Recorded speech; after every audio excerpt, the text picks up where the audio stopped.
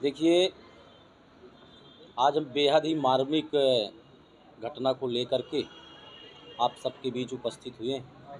एक तरफ शासन जो है महिला सशक्तिकरण की बात करती है।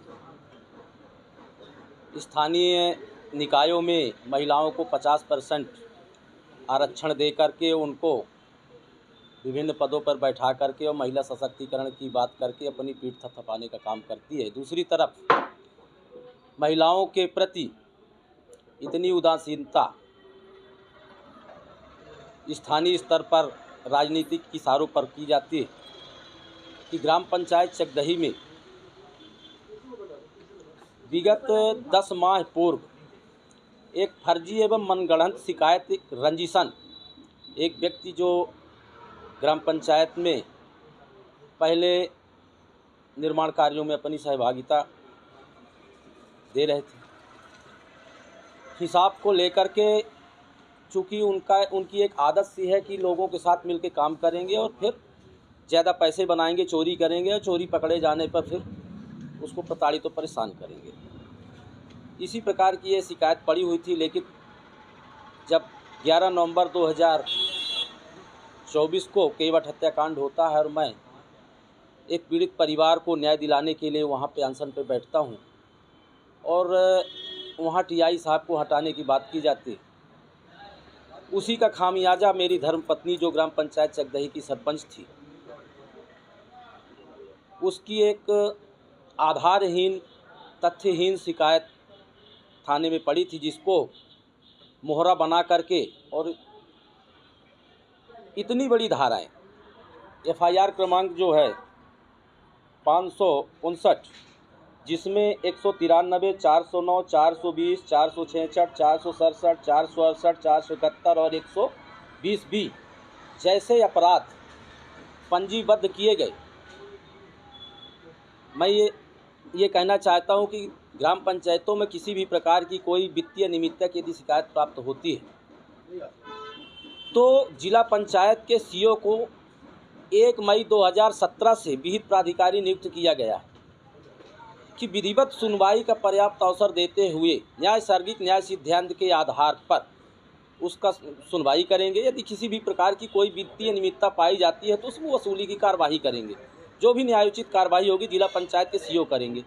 लेकिन थाना प्रभारी सिमरिया द्वारा राजनीतिक इशारों पर इतनी संगीन धाराओं पर अपराध पंजीबद्ध किया गया, जिस पर सरपंच ग्राम पंचायत चकदही ने माननीय उच्च न्यायालय का दरवाज़ा खटखटाया और एफआईआर को निरस्त करने हेतु पिटीशन दायर किया कि ये गलत एफआईआर हमारे ऊपर कर दी गई है, इसको निरस्त किया जाए, जिसका MCRC नंबर है 53-326/2024, जिस पे कल माननीय उच्च न्यायालय ने सुनवाई करते हुए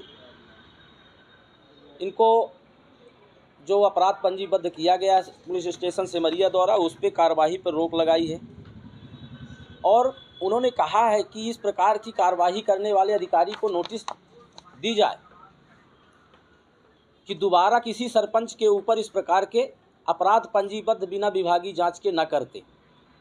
यहाँ इनको सुना तक नहीं गया। हम कहते हैं कि किसी भी प्रकार की कोई यदि शिकायत प्राप्त होती है तो आप पहले सुनवाई का अवसर देंगे, तो थाना प्रभारी सिमरिया ने भी सुनवाई का अवसर नहीं दिया।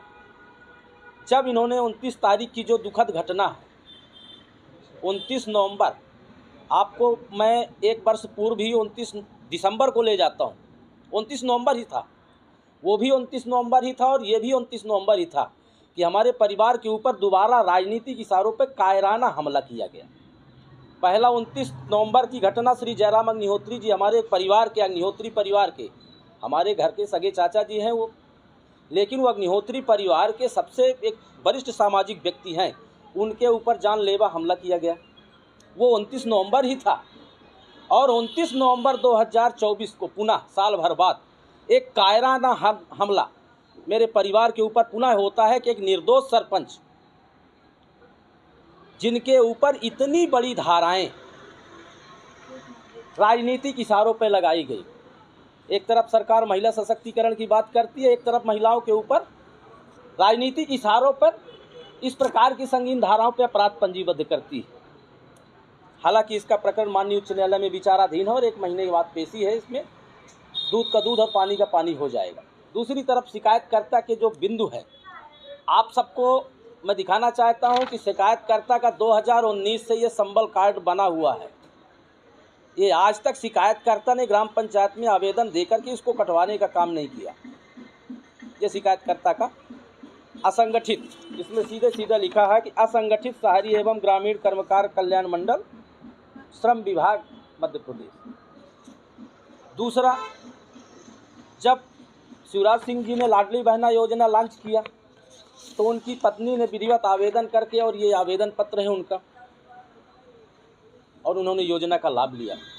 उनकी विवाहित पुत्री नेहा जो शादीशुदा है, और गुनौर में पदस्थ अशोक गौतम जो ASI है, उनकी सगी बहू है।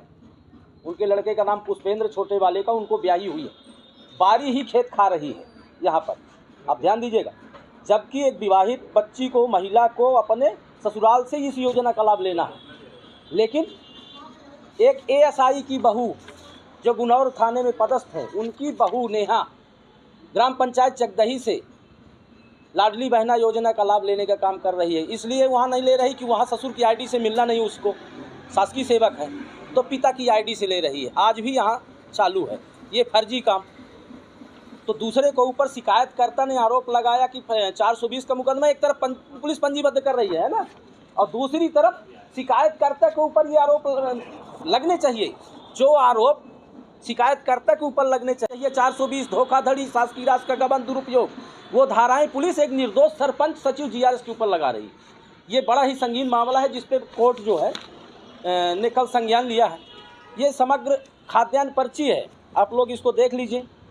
इस खाद्यान्न पर्ची में आयकर दाता जो फर्जी रूप से आयकर दाता बना हुआ, उसका और उसके परिवार का, उसकी पत्नी का और बच्चों का, ये शायद उन्होंने अपने बच्चे को भी आयकर दाता बताया। आयकर फाइल तो कोई भी रिटर्न कर सकता है, GST में रजिस्ट्रेशन करा ले और किसी आयकर के वकील के माध्यम से मिल करके और आयकर में, लेकिन उसकी आमदनी देखी जाती कि आयकर दाता तो आमदनी के आधार पे होता है।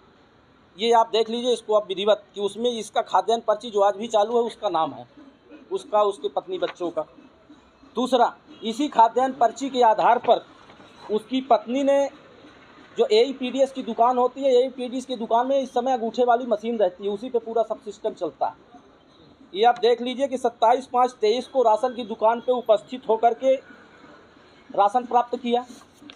फिर उनके पिताजी 15/5/24 आरोप लगाने के बाद कि जिस समय वो आयकर दाता अपने आप को बता रहे हैं, उनके पिता ने 15/5/2024 को विधिवत 50 किलो राशन प्राप्त किया जाके खाद्यान्न की दुकान पे, और इधर 50 किलो पत्नी ने। बाकी और 2 साल से चल रहा है खाद्यान्न प्राप्त करने का काम। लेकिन शासन, एक तरफ तो शासन की योजनाओं का लाभ, दूसरा ये सरल बिजली बिल जो ने सबका बना दिया। सबका ऐसे नहीं बन जाता है। ये सरल बिजली बिल माफ़ी योजना में इन्होंने लाभ लिया। जो संबल योजना के तहत सरल बिजली बिल माफ़ी योजना शासन ने लॉन्च करी थी, उसमें इनका नाम है, आप लोगों के पास ये सूची उपलब्ध है। दूसरा, स्कॉलरशिप, जो बच्चों की स्कॉलरशिप होती है, इनके 2 बच्चों ने स्कॉलरशिप लिया उसी संबल योजना के तहत।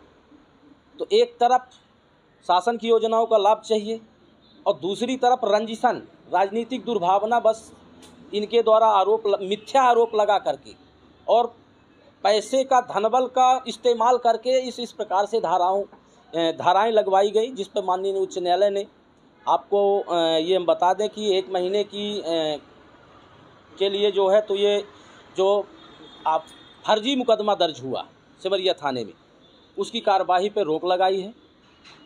20 जनवरी 2025 को इस पे अगली सुनवाई है और थाना प्रभारी सिमरिया शिकायतकर्ता एवं SDM को नोटिस जारी करने के लिए निर्देशित किया है कि इनको न्यायालय में उपस्थित हो कि इन्होंने इस प्रकार की कार्रवाई। देखिए, शिकायतकर्ता लगातार झूठ बोलता चला रहा। मैंने इतने एविडेंस आपको दिखाए, एक झूठ और उसका आप देख लीजिए। आप लोगों के माध्यम से उपस्थित होकर कहता था कि सरपंच, सचिव, GRS तीनों फरार। लेकिन सच्चाई क्या है, एक भी दिन जो है पंचायत भवन का हमारा ताला नहीं बंद हुआ। एक दिन वो सुबह किसी लड़के को खड़े करके सुबह 7-8 बजे सुबह वीडियो बना करके और ABP न्यूज़ चैनल में चलवाने का काम किया। उसकी सच्चाई है। सच्चाई ये है कि 22 फरवरी 2024 से हमारे यहाँ ग्राम पंचायत में सचिव राघवेंद्र द्विवेदी पदस्थ, उनके द्वारा लगातार कार्य किया जा रहा है। चूँकि जो कार्रवाई हुई वो राजबिहारी सिंह जो रगौली में पदस्थ थे उनके ऊपर कार्रवाई हुई, लेकिन शिकायतकर्ता मीडिया के सामने भी आकर झूठ बोल रहा था कि पंचायत का काम बंद है, प्रभावित एसडीएम साहब के पास वो स्वयं एक आवेदन देता है आम जनता द्वारा ओमकार प्रसाद, और उसमें लिखता है कि पंचायत का कार्य प्रभावित है, निर्वाचन की प्रक्रिया की जाए। 29 नवंबर की रात्रि शाम को एफआईआर दर्ज होती और 3 तारीख को हमारे माननीय एसडीएम सिन्हा साहब जो है नव निर्वाचन की प्रक्रिया कराने के लिए उन्होंने कलेक्टर को लेटर लिख दिया, जिससे स्पष्ट है कि पूरी तरह से किसी न किसी प्रकार से सरपंच को पद से पृथक करो। पद से इसलिए पृथक करो कि वो ब्लॉक कांग्रेस कमेटी सिमरिया के अध्यक्ष की पत्नी है, जो सच्चाई के लिए लड़ रहे हैं। वहाँ पर भारतीय जनता पार्टी के जो कुरीतियाँ चल रही उनके खिलाफ लड़ रहे हैं, न्याय के लिए लड़ रहे हैं। केवट हत्याकांड जैसे कांड में न्याय के लिए लड़ रहे हैं, तो इसलिए उनकी पत्नी को एन केन प्रकारेण पद से पृथक करो। 3 दिन के भीतर निर्वाचन की प्रक्रिया। आप सोचिए, शर्मनाक स्थिति है कि 29 तारीख की रात को एफआईआर दर्ज करते हो, 3 तारीख को लेटर लिख देते हैं कि सरपंच सचिव जीआरएस फरार हैं। अरे आपने वहाँ भी सुनवाई का अवसर नहीं दिया, हमको बाहर भी नहीं दे रहे। वो तो शुक्र है कि न्याय व्यवस्था आज मौजूद है भारतवर्ष में, कि हम लोग कोर्ट में जा कर के और अपने आप को सुरक्षित कर लिए, और नहीं यदि प्रशासन के भरोसे होते तो हमको कहाँ न्याय मिल पाता। इसकी सारी फिगोर है, क्या लग रहा है आपको? देखिए, स्वाभाविक है कि मैं भारतीय जनता पार्टी से संबंधित तो हूँ नहीं, कांग्रेस पार्टी के लिए काम कर रहा हूँ, तो शासन प्रशासन के इशारे पर ही तो ये सारी प्रक्रियाएं हुई हैं। और नहीं आप तो हमको सुनवाई का अवसर देते, हम कहते किसी ने शिकायत किया कि सरपंच सचिव ने ऐसा ऐसा काम कर दिया है, तो आप सरपंच सचिव को सीधे गोली मार दोगे, जेल भेज दोगे कि सुनवाई का अवसर दोगे? आपको सुनवाई साजिश क्यों रची जा रही है? साजिश रची जा रही प्रशासन से डायरेक्ट क्या दुश्मनी है? नहीं, मेरी शासन प्रशासन से केवल एक दुश्मनी है कि मैं न्याय के लिए लड़ रहा हूँ सिमरिया क्षेत्र में। आप देख लीजिए, चाहे अवैध धान खरीदी हो, इस समय यूपी के रास्ते धान आ रही है, किसानों के खाते में बिना फर्जी किसान है हमारे सिमरिया क्षेत्र में। धान के जो क्रेता हैं, जिनको समर्थन मूल्य का वो बनाया जा रहा है खरीदी केंद्र में, लगातार उन्हीं व्यक्तियों को क्यों बनाया जा रहा है? मैं एक सवाल आप लोगों के माध्यम से करना चाहता हूँ कि आप चल के देख लीजिए, उन्हीं व्यक्तियों को धान खरीदी और गेहूं खरीदी की जिम्मेदारी क्यों दी जा रही है? क्या जब समूहों को देना है तो आप समूह को भी दे सकते हैं? क्या जरूरी है कि जो व्यक्ति कुमरा जुड़मानी में लगातार खरीदारी कर रहा है वो लगातार खरीदी करे? लगातार बमनी में आप उसी व्यक्ति से खरीदी करा रहे हो, सिमरिया में करा रहे हो, भमरा में करा रहे हो। इन्हीं सब बातों का जब मेरे द्वारा विरोध किया जाता है तो वहाँ मेरी आवाज़ दबाने के लिए इस प्रकार से मेरे ऊपर भी मुकदमे दर्ज किए गए। पीछे भारतीय जनता पार्टी के नेता पड़े हुए हैं। सरकार तो भारतीय जनता पार्टी के विधायक को आपके कांग्रेस पार्टी से फिर क्यों इस तरह कर रहा है? देखिए, भारतीय जनता पार्टी की सरकार है और उनके कर्मचारी, उनके कर्मचारियों की कार्यप्रणाली को तो आपने देख लिया कि सुनवाई का कोई अवसर नहीं। 3 दिन के भीतर निर्वाचन कराने के लिए एसडीएम का पत्र जारी हो जाता है, तो आप इसमें साजिश तो समझ सकते हैं कि साजिश है। वो जो शिकायत करते घूम रहे इधर उधर, वो कौन है? शिकायतकर्ता मेरे गांव के हैं, एक सनकी प्रवृत्ति का व्यक्ति है, उसको राजनीतिक मोहरा बना के इस्तेमाल किया जा रहा है। उसको इन सब कागजों की समझ नहीं है, उसको लोग इस समय हवा दिए हैं। इन सब कागजों को उसको समझ नहीं। यदि उसको इन सब कागजों की समझ होती कि मेरे ऊपर रिकाउंटर मुकदमा लग जाएगा, आप प्रशासन को गुमराह करके योजनाओं का लाभ ले रहे हो। दूसरी तरफ आपने आपको आयकर दाता उस समय बता रहे हो, आपने 2020 में रजिस्ट्रेशन कराया, किसी को कानो कान भनक नहीं लगी। 2020 के बाद इतनी योजनाओं का लाभ लिया। फिर आपने 9 महीने दुकान संचालित करी फर्जी तौर पे, और रजिस्ट्रेशन कब करा? 20/9/2023 को शिवा ट्रेडर्स के नाम पे। आज दुकान वो 6 महीने से नहीं चल रही है, 6 महीने से दुकान सब बंद है ना। तो मेरा ये कहना है कि ये जो अभी एफआईआर लॉन्च की गई थी, इस पे माननीय न्यायालय ने इसकी कार्रवाई पर रोक लगाई है और तलब किया है टीआई साहब को कि दोबारा इस प्रकार से किसी सरपंच के ऊपर राजनीतिक इशारे पर FIR दर्ज न हो, जब तक उनको सक्षम अधिकारी का आदेश न मिल जाए। धन्यवाद।